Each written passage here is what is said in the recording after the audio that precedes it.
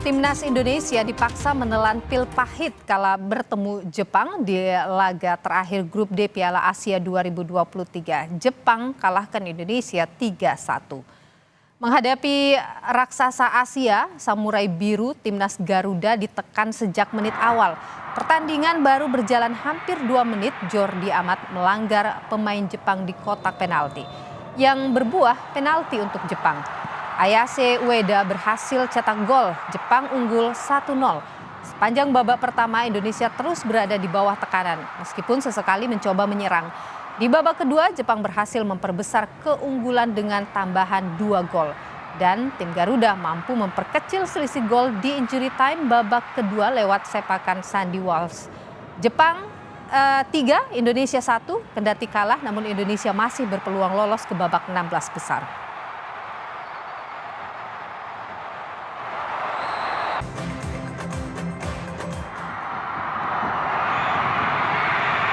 Setelah pertandingan usai, pelatih timnas Sintayong memuji penampilan anak asuhnya yang bermain baik lawan Jepang kendati harus kalah 3-1. Sin mengakui kehebatan Jepang sebagai tim yang kuat dari semua lini. Namun Sin menegaskan ia tak puas dengan keputusan wasit yang beberapa kali mengambil keputusan keliru.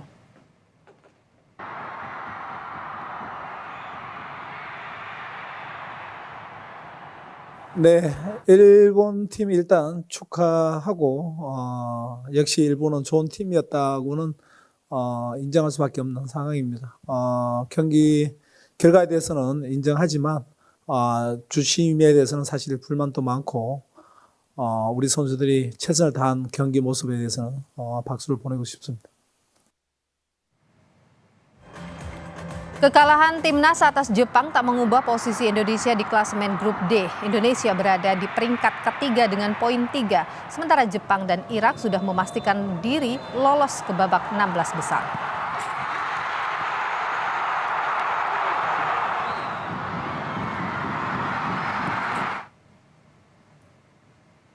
Saat ini saudara, Indonesia juga masih berada di urutan keempat peringkat 3 terbaik Piala Asia.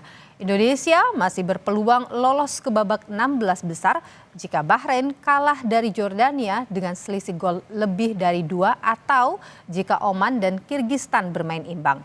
Karena hanya 4 tim peringkat 3 terbaik yang akan dapat tiket babak selanjutnya.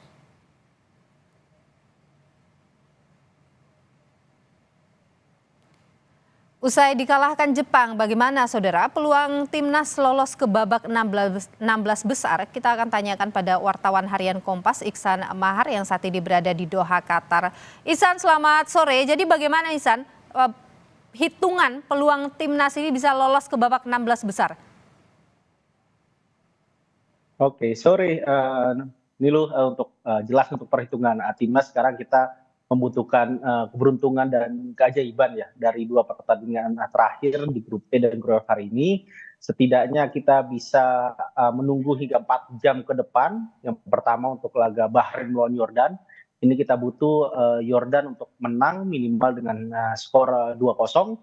Dan kalau misalkan itu tidak terjadi, kita masih ada harapan ketika laga untuk Oman melawan Kirgistan yang setidaknya kita butuh hasil imbang atau misalkan seburuk-buruknya Kirgistan bisa mencuri kemenangan dari Oman itu hanya menang dengan skor tipis 1-0 gitu. Jadi benar-benar ini kita butuh keberuntungan dan butuh keajaiban untuk bisa kita lolos ke babak selanjutnya ke fase gugur Piala Asia 2023. Oke, jadi masih sengit sekali ya untuk perebutan bisa mendapatkan tiket melalui jalur peringkat 3 ini. Peluangnya bagaimana sih kalau melihat permainan dari yang akan bertanding nanti?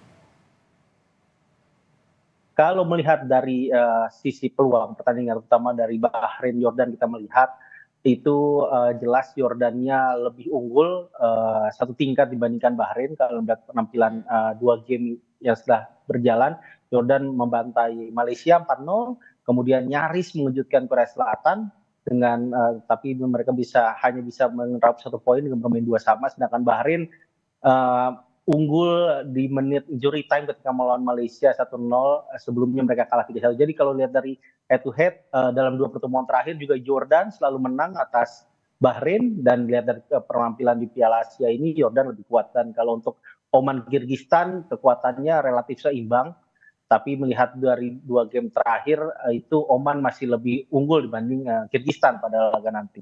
Oke, jadi boleh dikatakan apakah peluang kita besar atau tidak nih Mas Iksan? 50% lah, kalau kita melihat 50%. Kemarin juga saya tanya langsung Coach Sintayong setelah laga, hanya pertanyaan singkat saya tanya, Coach Shin, apakah Anda yakin dengan keajaiban? Dia bilang tentu, apa yang nggak ada yang tidak mungkin di sepak bola gitu. Meski begitu, tapi hari ini timnas kata Coach Shin semalam tidak ada agenda nonton bareng, jadi dia bebaskan pada anak asuhnya untuk nonton masing-masing 2 laga itu. Kemudian setelah ada hasil dari kedua laga itu yang menentukan buat timnas Indonesia, mereka akan melakukan rapat tim untuk membahas selanjutnya apa yang akan mereka lakukan. Oke, kalau dari pemain sendiri bagaimana setelah kalah dari Jepang di malam? Atmosfer dalam tim tidak ada yang kecewa atau mungkin kecewa murni karena mereka kalah, tapi secara umum pemain sudah puas, mereka sudah memberikan penampilan terbaik mereka meskipun ada detail-detail kecil yang membuat kita kalah, seperti gol bunuh diri dan juga gol penalti. Tapi secara umum atmosfer tim juga bagus. Begitupun tadi pagi sarapan banyak fans timnas, sekitar puluhan fans timnas datang langsung ke hotel tim untuk mendukung pemain-pemain timnas yang tengah sarapan. Ada mereka berfoto, bahkan berminta tanda tangan. Jadi dukungan juga masih diberikan oleh diaspora Indonesia di Qatar kepada timnas, dan itu juga memengaruhi semangat timnas untuk setidaknya menjaga asa. Kita berharap 2 laga hari ini salah satunya lah setidaknya berpihak pada kita. Oke, tapi melihat performa dari timnas kala melawan Jepang malam hari tadi ini, bagaimana Anda melihat? Apakah ini cukup mengejutkan juga bagi banyak pihak, mungkin juga bagi Anda? Jelas kalau kita melihat dari susunan ranking kita saat ini 146, kita hanya unggul dari Hong Kong, itu jelas sebuah penampilan yang signifikan ya, meningkat dibanding persiapan dia. Kita melihat melawan Libya atau Iran uji coba sebelumnya, ini juga semua kita berjalan cukup baik di rencana taktik dan juga kita bisa menekan Jepang di 15 menit akhir, dan itu ditandai dengan 1 gol dan juga 2 pemain Jepang yang main di Liga Inggris, Minamino dan juga Wataru Endo kena kartu kuning. Itu menunjukkan betapa repotnya kita, dan itu juga diakui oleh pelatih Jepang bahwa Indonesia bermain bagus.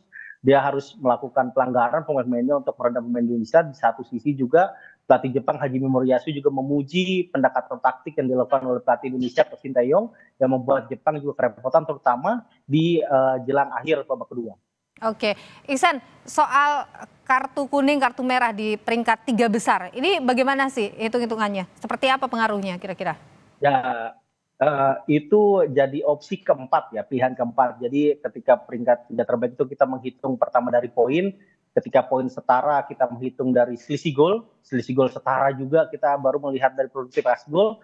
Setelah 3 item itu setara masih baru melihat dari kedisiplinan. Indonesia mungkin agak sedikit kurang bagus dari sisi disiplin karena kemarin kita kena tambahan kartu kuning kan, ada Jordi Amat kena kartu kuning, bahkan Coach Shin juga kemarin kena kartu kuning. Jadi itu bisa menjadi hal yang tidak memberuntung lah buat kita untuk kita ketika membahas soal disiplineri atau kedisiplinan. Tapi kita bisa berharap karena kita kemarin bisa mencetak gol, kita punya tabungan 3 gol, meskipun kita saat ini selisih gol -3 gitu kan. Jadi melawan Bahrain, misalkan seandainya Bahrain kalah 2-0 dari Yordan nanti malam atau nanti sore waktu Doha, itu kita akan unggul selisih gol setara, tapi kita unggul produktivitas gol dari Bahrain.